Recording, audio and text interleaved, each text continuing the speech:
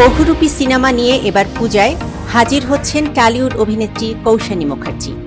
এই ছবির টিজার ইতিমধ্যেই বেশ সাড়া ফেলেছে। ছবিটিতে ঝিমলি রূপে দেখা যাবে কৌশানীকে। নায়িকার বিপরীতে থাকছেন শিবপ্রসাদ মুখার্জি। তাদের জুটিতে রোমান্টিক গান শিমুল পলাশ বেশ জনপ্রিয়তা পেয়েছে।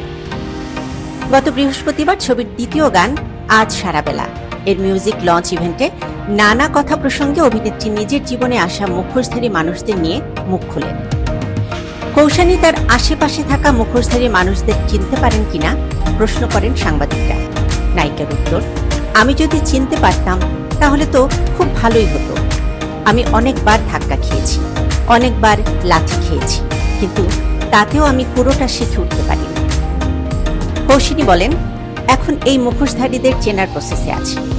আসলে আমি খুব তাড়াতাড়ি বিপরীতের মানুষটাকে নিজের মতো ভেবে ফেলি, ভুল করে আমার নিজের কথা বলে ফেলি, নিজেকে উজাড় করে দেই। এটাই আমার প্রকৃতি। সবারই না অনেকগুলো মুখোশ থাকে। যদি সেটা চিনে ফেলতে পারতাম তাহলে হয়তো অনেক বড় জায়গায় যেতে পারতাম।